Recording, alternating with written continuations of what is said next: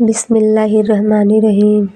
محترم ناظرین، آج آپ لوگوں کو بتائیں گے کہ دائی حلیمہ کے گود میں حضور صلی اللہ تعالیٰ علیہ وسلم کا بچپنا کیسے گزرا۔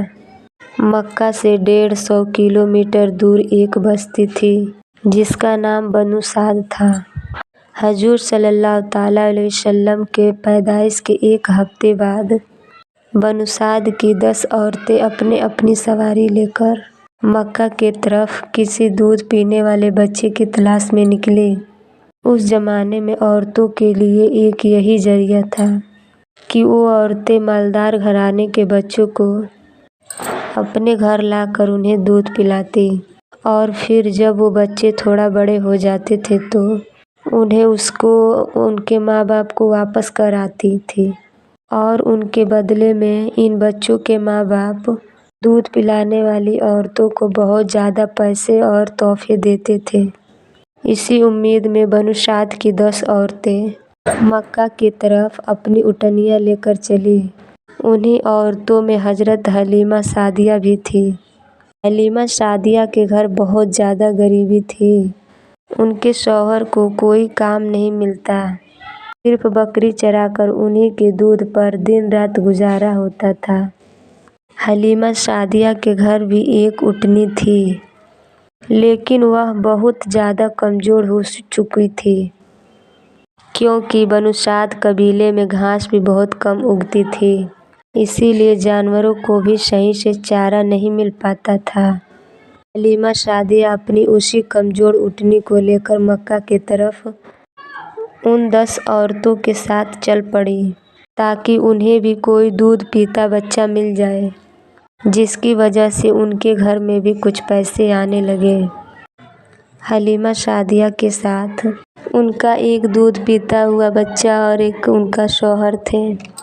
ان عورتوں کی اٹھنیاں طاقتور تھیں، اسی لیے وہ بار بار حلیمہ سعدیہ کی اٹھنیوں سے آگے نکل جاتی اور پھر دور جا کر ان عورتوں کو ایک جگہ رکنا پڑتا تاکہ حلیمہ سعدیہ کی کمزور اٹھنیاں ان کے پاس دھیرے دھیرے پہنچ جائیں اور ساری عورتیں ایک ساتھ مکہ پہنچیں۔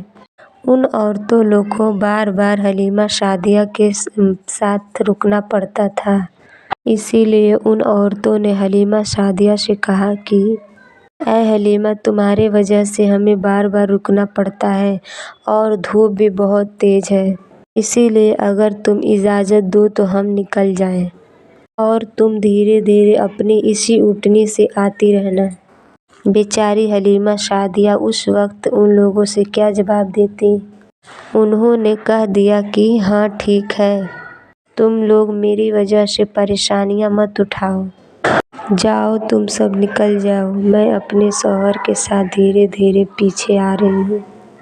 2 دن کے سفر کے بعد یہ 9 عورتیں پہلے ہی مکہ پہنچ گئیں اور مکہ میں جتنے مالدار گھرانے تھے ان کے گھروں سے کوئی نہ کوئی دودھ پینے والا بچہ لے لیا۔ روایتوں میں آتا ہے کہ یہ 9 عورتیں سب سے پہلے حضور صلی اللہ تعالیٰ علیہ وسلم کے گھر آتی، لیکن جب معلوم ہوتا ہے کہ اس بچے کا باپ نہیں ہے اور یہ بچہ یتیم ہے تو وہ اسے لینے سے انکار کر دیتی اور کہتی کہ ارے ہم اتنی دور سے سفر کر کے آئے ہیں تاکہ بچے کے باپ سے کچھ پیسے اور خرچ مل جائے، یہ بچہ تو یتیم ہے، اس سے ہمیں کیا ملے گا؟ اسی لیے ساری عورتیں نے ہمارے حضور صلی اللہ تعالیٰ علیہ وسلم کو لینے سے انکار کر دیا اور مکہ کے مالدار بچوں کو لے کر چلی گئیں۔